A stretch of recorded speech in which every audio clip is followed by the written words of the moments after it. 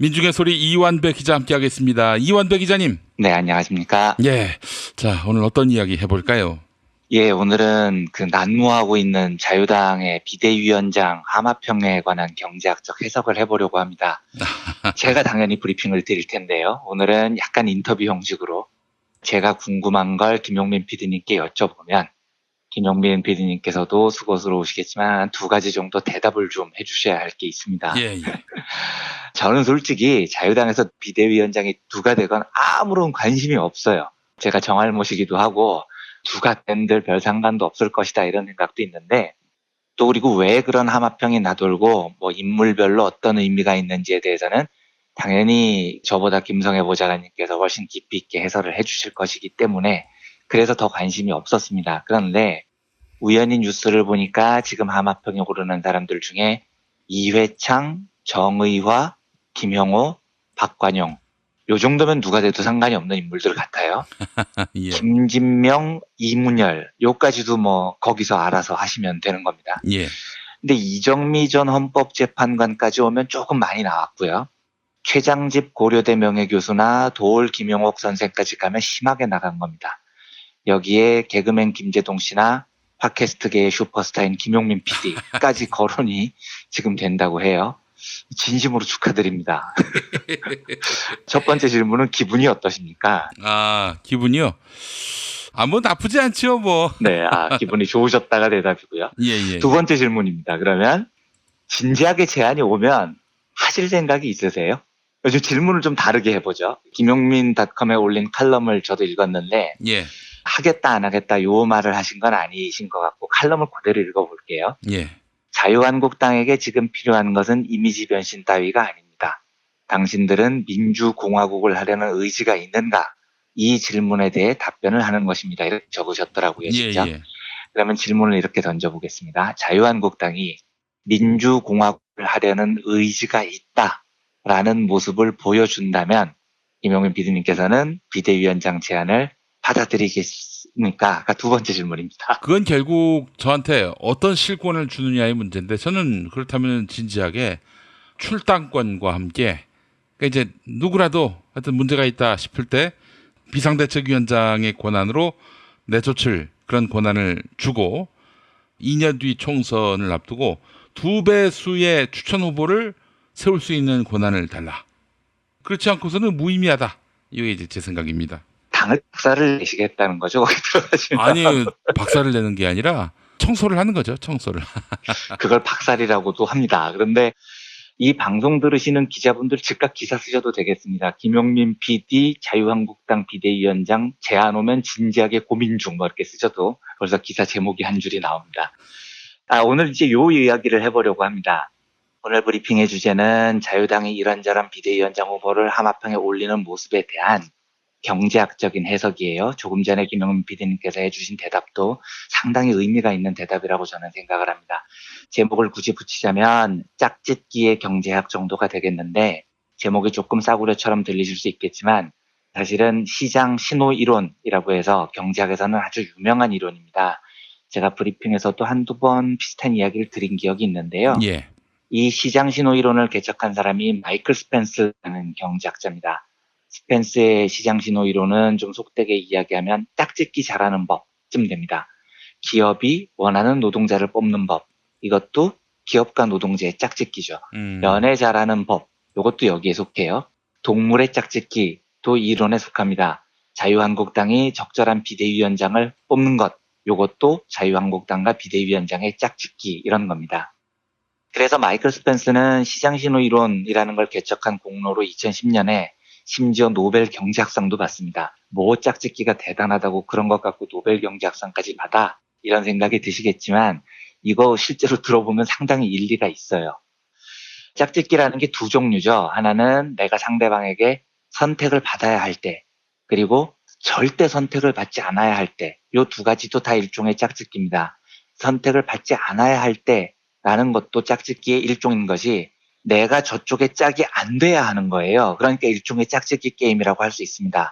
소개팅을 나갔는데 상대가 너무 마음에 안 들어요. 그러면 상대방의 마음을 걷어차기 위한 어떤 행동을 해야 됩니다. 이것도 짝짓기인 거죠. 반대로 상대방이 너무 마음에 들면 상대방의 마음을 얻기 위해서 어떤 행동을 해야 되는 거고요. 다 짝짓기의 범주에 들어가는 겁니다. 그런데 어떤 종류 게임이건 우리가 짝짓기를 할 때는 반드시 하는 행위가 하나 있습니다. 뭐냐?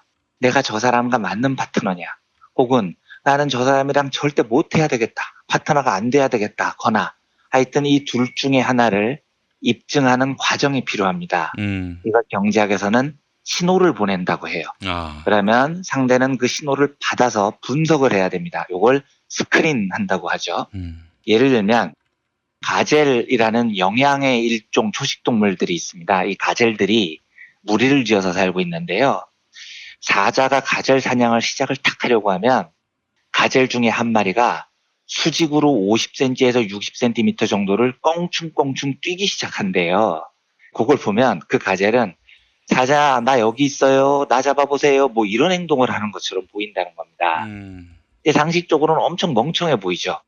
사자가 덮치려고 하는데 무조건 튀어야죠. 그런데 그 가젤은 제자리 뛰기를 하고 있다고요.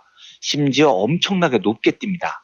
동물들 사회에서 사냥이라는 건 속도와 에너지 게임이거든요. 그러니까 이 가젤이 제자리 뛰기를 그렇게 열심히 하고 있다는 건 체력을 소모하고 있다는 거예요. 그러니까 사자가 쫓으면 잡힐 확률이 훨씬 높아지는 바보짓을 지금 하고 있는 겁니다.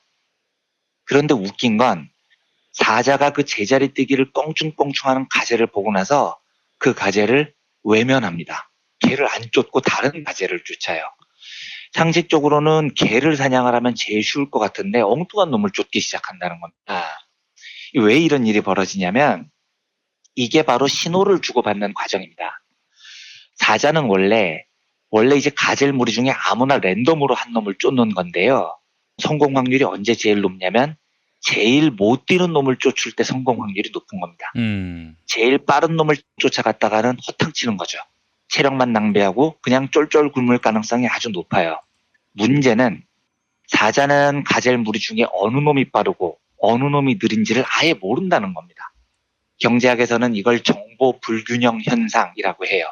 반면에 가젤들은 자기들 중에 누가 제일 빠르고 누가 제일 느린지 알아요. 하지만 사자는 그 정보가 없는 거죠. 그러니까 정보가 양쪽에 공평하게 유통이 안 된 상태입니다. 그러면 빨리 뛸 능력이 있는 가젤 입장에서 생각을 해보겠습니다. 만약에 사자가 나에 대해서 알면, 내가 제일 빠르다는 사실을 알면 나를 안 쫓을 거잖아요. 내가 우리 무리에서 달리기 1등이니까요. 그러니까 이 가젤은 어떻게 생각하냐면 내가 제일 빠르다는 사실만 알려주면 나는 안전하다고 판단을 해요. 문제는 지금 사자가 내가 달리기 1등인지 모른다는 데 있는 거죠. 그래서 어떻게 하느냐. 그 자리에서도 도망을 안 가고 50, 60cm를 제자리 뛰기로 껑충껑충 뛰는 겁니다. 내가 이렇게 빨리 뛸 수 있는 가젤이다. 자기 능력을 과시하는 거죠. 그러니까 들어와 뭐 이런 걸 하는 겁니다. 나 열나 잘 뛰는 가젤이야. 나 쫓으면 너 오늘 허탕쳐. 이 신호를 지금 사자한테 보내주고 있는 겁니다. 이걸 이제 시그널링이라고 합니다. 그러면 사자도 이 신호를 받으면 분석을 해야죠. 어쭈 저놈 봐라. 저 자식 지금 내가 가까이 가는데도 도망을 안 가고 제자리 뛰기를 하네. 근데 제자리 뛰기를 열나 잘하네? 아 쟤는 패스. 쟤 쫓아봐야 허탕친다. 요렇게 가젤이 주는 신호를 분석을 하게 됩니다. 그리고 다른 놈을 쫓아가죠. 이게 정보 불균형 과정에서 서로 신호를 주고받는 과정입니다. 조금 이제 인간 쪽으로 와서 쉽게 다시 한번 풀이를 해보겠습니다. 영화 나쁜 놈들 전성시대라는 거 있죠. 유명한 느와르물인데 여기에 보면 최민식 씨가 경찰에 잡혔을 때 경찰관이 앉아 임마 이러면서 반말을 합니다. 그러니까 최민식 씨가 어떻게 얘기하냐면 그거 내보다 나이도 어린 것 같은데 반말하지 맙시다 이래요. 그러니까 경찰관이 뭘 잘했다고 떠들고 있어 앉아 임마 하고 최민식 씨 머리를 갈겨요. 이때 최민식이 갑자기 이 새끼가 어디다 대고 손찌검이야 건방지면서 경찰관을 한 대를 확 팹니다. 이것도 신호를 주는 거예요. 그때 경찰에 잡힌 여러 깡패 무리들이 있죠. 그런데 그 중에 깡패들끼리는 알아요. 누가 높은 놈들과 연줄이 있고 누가 영향력이 센 놈인지 알죠. 깡패들은 최민식이 제일 영향력이 있다는 걸 알고 있어요. 근데 문제는 경찰이 그걸 모른다는 겁니다. 누가 영향력이 센 놈인 줄요. 이게 지금 정보 불균형 상태입니다. 그러면 최민식 입장에서는 나 높은 놈들 중에 아는 놈들 많아.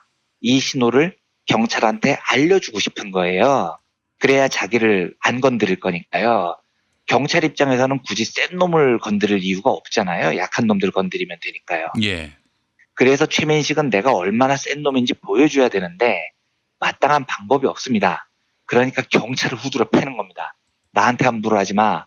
나 엄청 센 놈이야. 이런 시그널을 보여주죠. 근데 여기서 중요한 게 있습니다. 신호를 보낼 때 신호에는 두 가지 종류가 있어요. 하나는 값 비싼 신호, 이제 정확한 경제 용어로는 코스틀리 시그널, 비용이 많이 드는 시그널이라고 합니다. 요게 있고요. 나머지 하나는 값싼 신호, 요건 이제 개나 소나 다 보낼 수 있는 신호입니다. 저는 이걸 설명할 때 야부리 시그널이라고 제가 이름을 지었는데 예. 야부리로 할 수 있는 시그널. 아주 쉬운 시그널이죠. 입만 열면 할 수 있는 시그널인 겁니다. 이런 두 종류가 있습니다. 그런데 상대방에게 내 신호를 보낼 때는 이 야부리 시그널, 개나 소나 다 입으로 할 수 있는 신호는 백날 보내봐야 소용이 없습니다. 말로 떠드는 걸 누가 믿냐고요. 그러니까 상대가 나를 믿게 하기 위해서는 매우 값비싼 신호, 코스틀리 시그널을 보내야 된다는 게 스펜스의 이론입니다. 예를 들어서 가젤이 사자가 덮치려고 할 때 야부리를 털어요. 야, 나 우리 무리 중에 달리기 짱이야. 나 쫓아봐야 소용없어 하고 막 사자한테 떠듭니다. 사자가 믿겠습니까 그걸요? 저 새끼 뭐야 이씨 이러면서 그 가젤을 오히려 덮치겠죠. 그래서 진짜 빨리 뛰는 가젤은 그 사실을 시그널을 보내기 위해서는 목숨을 건 시그널을 보내야 돼요. 비용이 아주 많이 드는 시그널을 보내야 됩니다. 뭐냐? 사자가 사냥을 시작해도 도망을 안 가요. 목숨 걸어야 되는 겁니다. 그리고 50cm, 60cm 껑충껑충 뜁니다. 요것도 상당한 에너지 낭비이기 때문에 굉장히 위험한 전술이에요. 하지만 이렇게 위험한 전술을 택해서 목숨을 건 시그널을 보내면 사자가 알아듣는 겁니다. 아, 쟤는 진짜 빨리 뛰는 놈인가 보네. 내가 가까이 가도 도망도 안 가고 제자리 뛰기를 하는. 쟤는 진짠가 보다. 포기. 이렇게 되는 겁니다. 최민식 씨도요. 많은 분들이 그 최민식 씨가 그때 풀려 나온 대목에서 요 명대사만 기억하잖아요. 너그 서장 남천동 살지 뭐 내가 임마 너그 서장하고 임마 어저께도 밥도 먹고 사우나도 가고 임마 다 했어 임마 요것만 기억을 하잖아요. 예. 그런데 신호 이론에 따르면 경찰이 최민식한테 쫄게 된 계기는 그 야부리가 아니에요. 영화를 잘 보십시오. 어디서 경찰이 쫄기 시작하냐면 최민식이 경찰관 얼굴을 갈길 때 이미 승부가 나버립니다. 피의자가 경찰관을 팬다는 건 엄청난 코스틀리 시그널입니다. 이건 뭐 제대로 따지면 경찰관 폭행죄, 공무집행 방해에 다 추가되는 거죠. 그리고 그때가 1980년대라 만약에 경찰관을 폭행했는데 그게 허세잖아요. 블러핑이면 걔는 유치장에서 경찰관한테 죽는 겁니다. 엄청난 모험인 거예요. 그런데 최민식은 그걸 해요.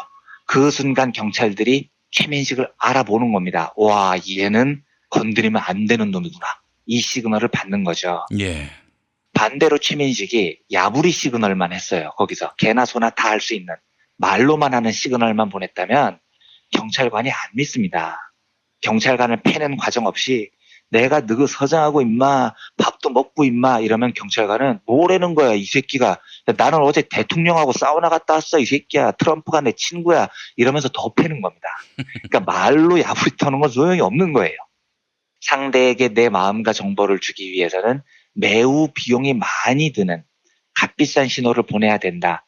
이건 자연 세계에서 우리 주변에서 정말 널려 있습니다. 사랑하는 이성한테 나도 너무 사랑해 아무리 이야기해봐도 소용이 없는 거죠. 요건 누구나 보낼 수 있는 값싼 신호니까요. 이게 뭘 해야 되겠습니까? 남이 못하는 걸 해야 돼요. 엄청난 이벤트, 63빌딩 옥상에 선영아 사랑해 이런 걸 붙여야 됩니다. 이런 값비싼 신호를 보내줘야 상대가 아, 저 사람이 나를 진정으로 사랑하는구나 라는 걸 느끼죠. 공작새라는 새가 있잖아요. 그 수컷 꽁지 깃털이 엄청 화려하죠. 예. 근데 자연적으로 보면 그거 무지하게 위험한 겁니다. 일단 무거워요. 이 꽁지 깃털이. 에너지 소모도 많습니다. 그걸 달고 다니면요.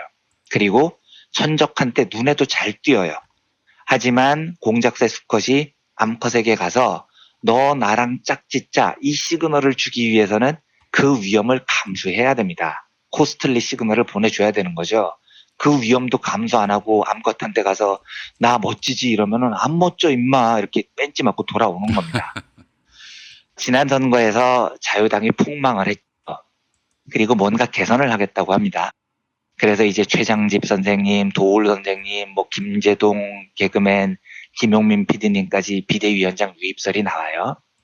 자, 그러면 비대위원장에서 거론되는 사람들 입장에서 생각을 해보십시오. 김용민 PD님께서는 본인 입장에서 생각을 해보시면 됩니다. 지금 이게 완벽한 정보 불균형 상태예요. 자유당이 정말로 뼈를 깎는 혁신을 할 의지가 있는지 아니면 흉내만 내려고 하는지 비대위원장 후보들은 몰라요. 이걸 아는 사람은 자유당 애들만 진실을 알고 있는 겁니다. 근데 만약에 자유당이 정말로 뼈를 깎는 혁신을 하고 싶다고 치겠습니다. 그러면 이 신호를 줘야 돼요. 진보적인 명망가들한테요. 이때 무슨 신호를 줘야 되느냐? 야부리 시그널을 주면 백날 소용이 없다는 겁니다. 값비싼 신호를 줘야 상대가 믿는 겁니다. 그래서 자유당에 신호를 준답시고 국회 앞에서 무릎을 꿇고 플래카드를 걸어요. 반성합니다. 이 자유당 애들이 잘하는 짓이잖아요. 믿는 사람이 있겠습니까? 아무도 안 믿는 겁니다. 왜냐? 그게 바로 야부리 시그널이거든요. 아니, 무릎 꿇는 거 아무나 다 할 수 있는 거잖아요. 김용민 PD님께서 올리시는 글을 보면 이런 대목이 있죠. 자유한국당에 지금 필요한 것은 민주공화국을 하려는 의지가 있는가? 이 질문이죠. 그리고 아까 김용민 PD님께서 이렇게 이야기를 하시죠. 나한테 전권을 준다면, 그러니까 다 쫓아낼 수 있는 권한, 2배수로 사람을 물갈이할 수 있는 권한을 준다면 나는 맡을 용의가 있다. 이렇게 이야기를 하셨잖아요. 예. 경제학적으로 굉장히 현명한 신호 받는 방법을 지금 말씀해 주신 거예요. 걔네들이 김용민 PD님 집 앞에 와서 무릎 꿇고 진짜 우리 혁신할게요. 아무리 야부리 털어도 절대로 믿을 이유가 없는 겁니다. 하지만 정말로 김용민 PD님을 믿게 하려면 걔들은 어떤 값비싼 시그널을 줘야 되느냐. 우리 비대위원장 맡아주세요. 우리 국회의원들 전부 물갈이할 권한을 드릴게요. 우리 다음 공천 때 2배수 싹 다 물갈이할 권한을 드릴게요. 이 정도의 시그널을 준다면 이건 진짜로 민주공화국을 하려는 의지가 있다는 시그널이 되는 겁니다. 값비싼 신호가 되는 거죠. 제 개인적인 생각에 김용민 PD님 말씀을 듣기 전까지는 이렇게 생각을 했어요. 자유당이 만약에 진보적 명망가들을 모시려고 한다면 최소한 국회의원 전원 사퇴 권한, 국회의원 전원 사퇴하겠다는 자기들의 자발적인 발표, 이 정도가 있어야 저는 코스틀리 시그널 정도라고 생각을 했습니다. 그게 김용민 PD님께서 이야기해 주신 것과 비슷한 시그널을 지금 요구를 하는 거죠. 공작새도 목숨을 걸고요. 꽁짓짓을 해서 날개짓을 합니다. 가젤도 목숨을 걸고 제자리 점프를 해서 사자한테 신호를 줘요. 그러면 자유당 놈들도 뭔가 정말로 훌륭한 비대위원장을 얻고 싶으면 그 정도의 비중 있는 시그널을 보내야 됩니다. 뭘 맨날 날로 먹으려고 그러면 안 되는 겁니다. 고작 무릎 꿇고 야부리 터는 걸로 우리 개혁하겠어요라는 시그널을 준다고 생각을 하면 말도 안 되는 소리인 거죠. 진정으로 정치인이 국민들에게 나 변화하겠습니다. 라는 진심을 보여주고 싶으면, 그 시그널을 주고 싶으면 그건 말이 아니고 자기 희생에 준하는 값비싼 신호를 보내야 됩니다. 하도 자유당 계열이 오랫동안 개판친 게 많아서 얘들은 이제 어지간한 신호를 보내도 국민들이 믿지 않아요. 진짜로 값비싼 신호를 보내야 됩니다. 김용민 PD님께서 말씀하셨듯이 당 국회의원들 전원이 물갈이 될 수 있는 뭐 이 정도 신호를 줘야 믿는 거죠. 그런데 만약에 그걸 못 보낸다. 진심이 없는 겁니다. 별것도 아닌 깡패가 경찰서에 와서 내가 임마 대통령 친척인데 임마 하고 야부리 떨고 있는 거죠. 그러면 한 대 맞을 거 3대 맞고 5대 맞는 거예요. 최근에 자유당 쪽에서 비대위원장 하마평을 날리면서 보내는 시그널이 제가 보기에는 너무 한심하고 웃깁니다. 그래서 한참 지켜보고 있는 중입니다. 얘들이 정말로 어느 정도 시그널을 보낼 수 있을지요. 굉장히 제 전망으로는 부정적이지만 하여간 영화 보듯이 흥미롭게 관전을 해보면 좋을 것 같습니다. 정말로 개혁의 의지를 가진 시그널을 보여준다면 김용민 PD님께서도 비대위원장을 맡을 용의가 있다고 하셨으니까 제가 개인적으로 친분 있는 사람으로서 마음을 담아서 한마디를 드립니다. 화이팅 하십시오. 알겠습니다. 이완배 기자님 오늘 말씀 잘 들었습니다. 네, 감사합니다.